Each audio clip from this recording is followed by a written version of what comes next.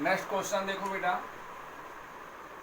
Use Cauchy integral formula to evaluate integration of sine pi Z square plus cos pi Z square upon Z minus one Z minus two D Z, where C, this C region जिसको कह रहे हैं, is circle mod of Z equal to 3। A mod of Z equal to 3 लिखा है। Circle का equation कैसे लिखते हैं कॉम्प्लेक्स नंबर में? देखो इस तरह होता है बेटा, mod of Z minus A equal to R. यहां आर रेडियस होता है और ए सेंटर होता है, तो इससे जरा कंपेयर कराओ इसको। तो यहां जेड माइनस जीरो कह सकते हैं इसे, Z minus mod of Z minus zero equal to 3। तो ए क्या है यहां 0 और आर क्या है 3।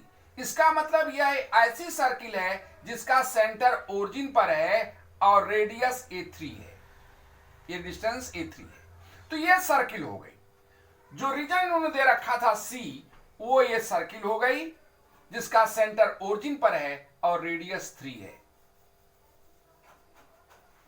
अब जरा देखो कि इस फंक्शन को हम अगर ध्यान दें तो sine pi Z square plus cos pi Z square पांच z minus one Z minus two D z, तो ये फंक्शन जेड इक्वल टू 1 और 2 पर एनालिटिक नहीं होगा। जिस पॉइंट पर फंक्शन एनालिटिक नहीं होता, क्योंकि इस पर नीचे जीरो हो जाएगा, डिनोमिनेटर जीरो हो जाएगा तो अनडिफाइंड हो जाएगा। तो जिस पॉइंटों पर फंक्शन एनालिटिक नहीं होता है उसी को सिंगुलरिटी, उन्हीं पॉइंटों को सिंगुलरिटीज कहते हैं। वही हमने यहां लिखा है सॉल्यूशन में, the integrand has singularities given by Z minus one Z minus two equal to 0। जब ये इसकी वैल्यू 0 हो जाएगी तो ये फंक्शन एनालिटिक नहीं रह जाएगा। यानी सिंगुलरिटी कौन कौन पॉइंट है ऐसे इस फंक्शन में जिस पर एनालिटिक नहीं होगा, इसको कैलकुलेट कर लिया। Z minus one equal to 0 means Z equal to 1 and Z equal to 2। Z equal to 1 और जेड इक्वल टू 2 पर ये फंक्शन एनालिटिक नहीं है। अगर हम जेड इक्वल टू 1, यहां देखो बेटा 1 है, 1 कामा 0, जेड इक्वल 1 माने जेड इक्वल 1 माने 1 प्लस 0 आई, कोऑर्डिनेट हो गया 1 कामा 0, ये 2 कामा 0, ये 1 कामा 0 है, 2 कामा 0 है, ये रेडियस 3 है तो यहां से यहां डिस्टेंस 3 है, 3 कामा 0 होगा। तो ये दोनों पॉइंट इस रीजन के अंदर ऐसे हैं जहां की फंक्शन एनालिटिक नहीं है। अगर इन दोनों पॉइंटों पर हम एक छोटी सी circle radius tends to 0, h tends to 0, बहुत छोटा सा रेडियस लेकर हमने एक सर्किल यहां बना लिया, एक सर्किल यहां बना लिया। अब जरा देखो, अब इस फंक्शन की बात करें तो ये फंक्शन अगर ये दोनों पॉइंट इस रीजन से बाहर कर दिए जाएं, जैसे हमने सर्किल बनाकर बाहर कर लिया, तो अब जो शेष पार्ट है उसमें ये फंक्शन एनालिटिक होगा। अब अगर ये फंक्शन एनालिटिक है तो by extension of Cauchy theorem, वहां कैची थ्योरम के एक्सटेंशन में हम लोग कल नोट किए थे, उसमें था कि अगर किसी क्लोज रीजन के अंदर और कई रीजन है, छोटे छोटे क्लोज रीजन हो, तो उनके बीच में फंक्शन एनालिटिक अगर है तो वह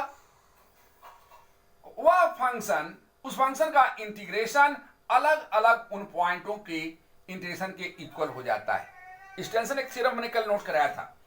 तो c के अलॉन्ग इस फंक्शन का integration is equal to c1 के अलॉन्ग इस फंक्शन का इंटीग्रेशन प्लस c2 के अलॉन्ग इस फंक्शन का इंटीग्रेशन।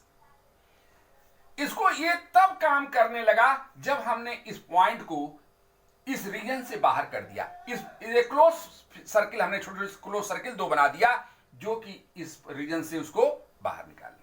और ये हम कह रहे हैं कि इनको छोड़कर ये सर्किल के और पॉइंटों पर ये फंक्शन एनालिटिक है। तब हम कह पाएंगे एक्सटेंशन और आप कैची थ्योरम से कि ये फंक्शन इन का इंटीग्रेशन इन दोनों इंटीग्रेशनों के सम के इक्वल होगा। ये थ्योरम एक्सटेंशन थ्योरम है, हमने कल बताया था।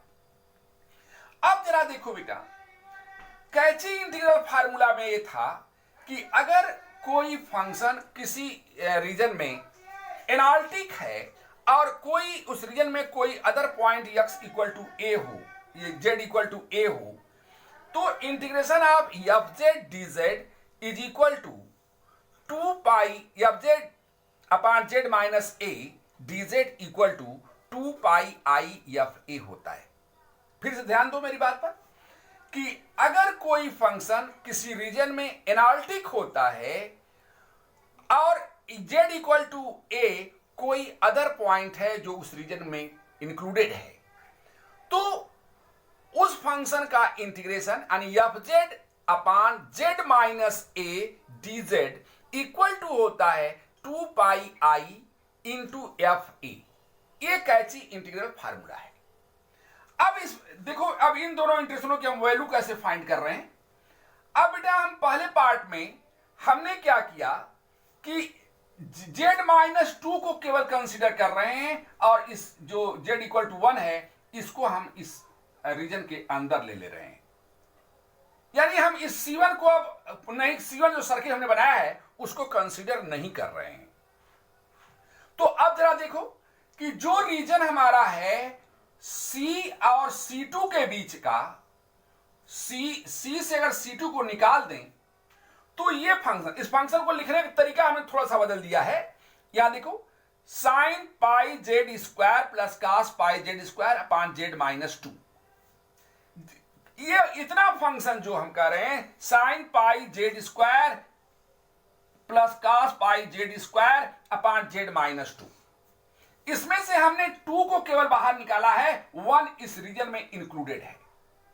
और कैची इंटीग्रल फार्मूले से यह कहा जाता है कि अगर कोई फंक्शन किसी रीजन में एनालिटिक है और z इक्वल टू a कोई पॉइंट उस फंक्शन के अंदर, उस रीजन के अंदर इंक्लूडेड है, तो F Z upon Z minus ए की value 2 pi I into F A के इक्वल होता है। तो हमने इस फंक्शन को ऐसे लिखा है, देखो जरा इस पर ध्यान दो। इतना हमने z माइनस 2 को इसके साथ करके z माइनस 1 को अलग कर दिया और इसमें हम ये कहने जा रहे हैं कि sine pi Z square plus cos pi Z square upon Z minus 2, इतना अगर फंक्शन केवल हम ले रहे हैं, इतना ही केवल फंक्शन ले रहे हैं और ये फंक्शन C और C2 के बीच में एनालिटिक है। C और C2, C1 को हमने नहीं कंसीडर किया है, C1 इंक्लूडेड हो गया C और C2 के बीच में, और C1 that is 1, z equal to 1 एक पॉइंट ऐसा है जो कि रीजन सर्किल C और सर्किल C2 के बीच में एनालिटिक फंक्शन के अंदर है। तो कैची इंटीग्रल फार्मूले से हम f Z upon Z minus 1 dz की वैल्यू हम 2 pi I F Z at f z equal to e हम लिख सकते हैं इसकी वैल्यू। सिमिलरली अगर हमने C सर्किल ले लिया और C1 ले लिया, C और C1 के बीच का जो रीजन है उस रीजन में, अब देखो इसको हमने ऐसे लिख दिया, z माइनस 1 को इसके फंक्शन के साथ कर दिया, इस फंक्शन के साथ कर दिया और z2 को अलग कर लिया और ये कह रहे हैं कि यह फंक्शन C और C1 के बीच में एनालिटिक है और z इक्वल टू 2 एक ऐसा पॉइंट है जो कि इस एनालिटिक फंक्शन के रीजन में इंक्लूडेड है। ध्यान से बात को सुनो, ये point z equal to 2 C और C1 दो सर्किलों के बीच के पार्ट में यह फंक्शन एनालिटिक है क्योंकि इसमें 2 इन्वॉल्व नहीं है और 2 बाहर के इस फंक्शन के अंदर, इस रीजन के अंदर जिसमें फंक्शन एनालिटिक है उसमें ये पॉइंट z इक्वल टू 2 है, इसलिए कैची इंटीग्रल फार्मूला काम करेगा। और कैची इंटीग्रल फार्मूले की हेल्प से हम ये कह सकते हैं कि ये function upon z minus 2 dz की value 2 pi I F Z at z equal to 2 के इक्वल होगा। तो यहां z इक्वल टू 1 पुट कर दिया बेटा, तो sine pi Z square, z के लिए 1 पुट कर साइन पाई जिसकी वैल्यू 0 हो गई और कास पाई माइनस 1 हो गया, तो 0 माइनस 1 माइनस 1 हो गया और 1 माइनस 2 माइनस 1 हो गया, माइनस 1 अपान माइनस 1 कटकर 1 हो गया, 2 पाई आई बचा यहां और इसमें z इक्वल टू 2 रख दिया तो साइन ये तो 0 ही हो जाएगा, कास ये प्लस 1 हो गया और 2 माइनस 1 ये भी प्लस 1 हो गया, तो 2 पाई आई प्लस 2 पाई आई 4 पाई आई हो गया। यहां एक चीज ध्यान देने की बात यह है कि जब हमने एक्सटेंशन कैची थ्योरम को यूज कर रहे हैं तब इन दोनों सर्किलों को हम ले रहे हैं और ये कह रहे हैं कि C और C1 C2 तीन रीजन है, C के अंदर है C1 और C2 और इसके अंदर का पार्ट में ये पूरा फंक्शन एनालिटिक है। तो यह एक इंटीग्रेशन दो इंटीग्रेशनों में ब्रेक हो गया। अब दूसरी बात फिर हमने कहा कि जब हमने फंक्शन को चेंज थोड़ा सा किया, z-2 को हम z-2 को फंक्शन के अंदर लेकर के z-1 को बाहर कर ले रहे हैं, तो हम कह रहे हैं कि c और c2 केवल हमने लिया है और c और c2 के बीच का पूरा रीजन में ये फंक्शन, अब हमने ये फंक्शन नहीं कर रहे हैं, ये इतना फंक्शन ये एनालिटिक है और z=1 एक ऐसा पॉइंट है रीजन में जिस पर की जो कि इसके अंदर इंक्लूडेड है, तब कैची इंटीग्रल फार्मूला यूज कर सकते हैं और उसके according 2 pi I F Z at Z equal to a होता है। उसी तरह ये function f Z at Z equal to 2 हुआ, वो वैल्यू रख दिया थे 4 पाई आई है।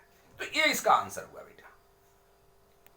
नेक्स्ट क्वेश्चन देखो बेटा, पिछले क्वेश्चन जैसा ही क्वेश्चन है, डिजिट चेंज है। Evaluate by using Cauchy integral formula integration of 4 - 3z upon z-1 z-2 dz where c is circle mod of z equal to 3/2। mod of z equal to 3/2 ये circle है और इसका centre कहां है, z-a होता है तो सेंटर a पर होता है, या z-0 कह सकते हैं, इसका मतलब सेंटर ओरिजिन पर है।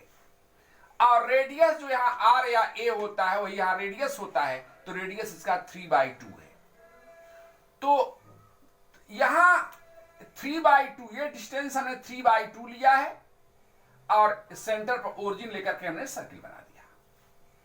अब जरा इस फंक्शन को देखो बेटा कि फंक्शन एनालिटिक कहां कहां नहीं होगा।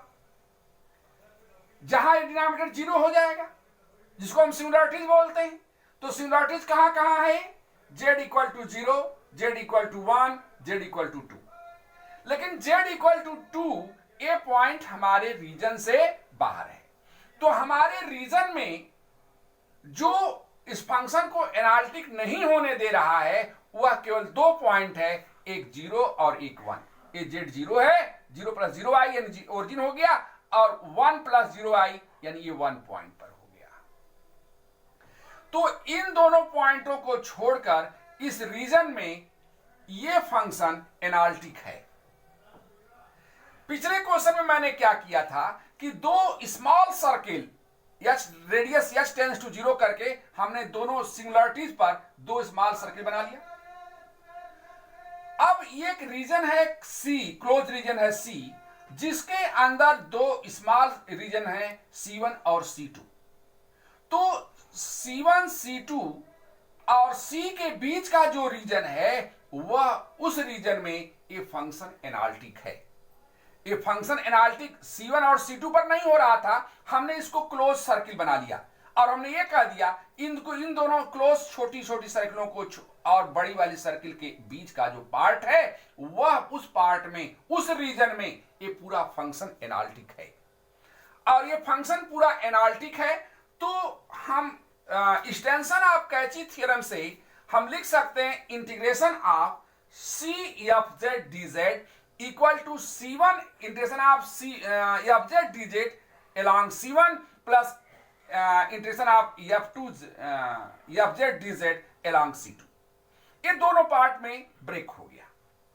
अब देखो कैची इंटीग्रल फार्मूले में कहा गया, पिछले क्वेश्चन में मैंने बताया है कि अब मैं इसमें से एक रीजन को इंक्लूड कर दे रहा हूं।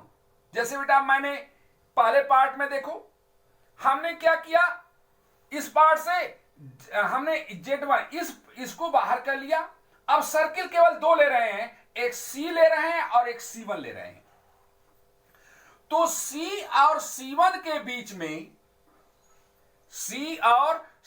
के बीच में ये फंक्शन में भी चेंज हमने कर दिया है। यह फंक्शन 4 - 3z upon z-2z, ये हमने ये सर्किल इसको हम ले रहे हैं, इस पॉइंट को हम इस रीजन में इंक्लूड कर रहे हैं। और कैची इंटीग्रल फार्मूले में कहा गया, स्टेटमेंट पर बार बार जाओ ध्यान दो, उसमें यह कहा जा रहा है कि अगर किसी रीजन में कोई फंक्शन एनालिटिक है और उस रीजन के अंदर कोई पॉइंट z=a इंक्लूडेड है तो integration of F Z dz की value 2 pi i into F A के इक्वल होती है। ये स्टेटमेंट ध्यान दो, तो मैंने बेटा ये सर्किल केवल C1 लिया और C लिया और ये कह दिया C1 और C के बीच में ये function 4 - 3z upon z - 2 into Z, ये फंक्शन एनालिटिक है। ये फंक्शन कहां एनालिटिक नहीं होगा? z इक्वल टू 0 पर और z इक्वल टू 2 पर, और z इक्वल टू 2 बाहर है और z इक्वल 0 को हमने सर्किल बना दिया, उसके बाहर के रीजन की बात हम कर रहे हैं। तो ये रीजन, इस रीजन में ये फंक्शन एनालिटिक है और z इक्वल टू 1 एक पॉइंट है जो इस रीजन में इंक्लूडेड है। तो इसके इंटीग्रेशन की value 2 pi I at z equal to 1 के इक्वल हो जाएगी। इसी तरह इसके इंटीग्रेशन में देखो, हमने इसको इंक्लूड कर दिया, अरे इसको एक्सक्लूड कर दिया, इस पॉइंट को इंक्लूड कर दिया। अब हम कहेंगे कि C और सर्किल C2 के बीच का जो रीजन है और उस रीजन के लिए ये फंक्शन, इसमें से z को हमने नीचे कर दिया, अलग कर दिया, ये फंक्शन एनालिटिक है। और यहां 0 पर देखो, 0 पर 0 इस रीजन C और C2 के बीच में देखोगे तो ये पूरा रीजन हो जाएगा ना। इस रीजन में ये 0 भी एक पॉइंट है जहां की ये फंक्शन यहां ध्यान दो, ये फंक्शन एनालिटिक है। और अगर ये फंक्शन एनालिटिक है और z इक्वल टू 0 एक ऐसा पॉइंट है जो इस फंक्शन में इंक्लूडेड, इस रीजन में इंक्लूडेड है, तो हम इसकी value 2 pi I F Z at Z equal to 0 लिख सकते हैं। अब z इक्वल टू 1 इसमें रख दिया, z इक्वल टू 0 इसमें रख दिया, तो वैल्यू सॉल्व करने पर 2 पाई आई आ रही है। ये हमारा आंसर हो गया। नेक्स्ट क्वेश्चन देखो, evaluate integration of z square plus 1 upon z square plus 1 upon z square minus 1 dz where C is a circle।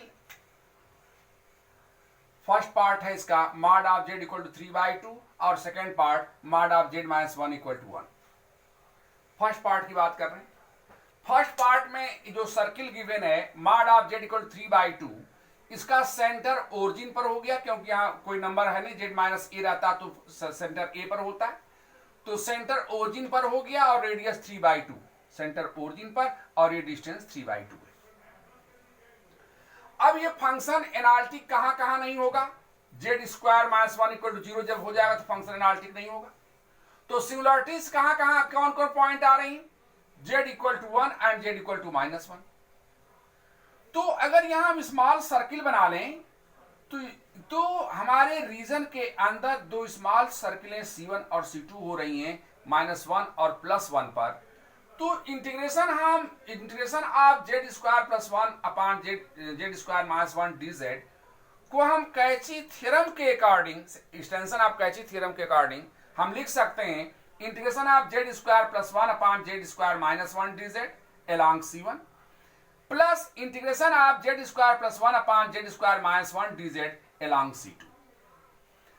अब इसमें से एक को, जैसे मैंने पिछले दो क्वेश्चन में बताया है, एक सर्किल को हटा रहे हैं। यहां देखो z हमने इस सर्किल को लेकर के इस सर्किल को हमने मान लो रिमूव कर दिया। तब क्या हुआ? एक रीजन हमारा C और C2 के बीच का हुआ। C और C2 के बीच में हमारे पास केवल -1 नहीं है, -1 नहीं है। तो ये फंक्शन यह फंक्शन z इक्वल टू -1 पर यह एनालिटिक नहीं होगा। तो इस पार्ट से हमने देखो थोड़ा ब्रेक कर लिया, इस फंक्शन को ब्रेक करके लिख रहे हैं z square plus 1 upon z minus 1। जब इतना ही हम फंक्शन लेंगे तो यह फंक्शन किस पर एनालिटिक नहीं है? z इक्वल टू 1 पर। z इक्वल टू 1 पर यह फंक्शन एनालिटिक नहीं है।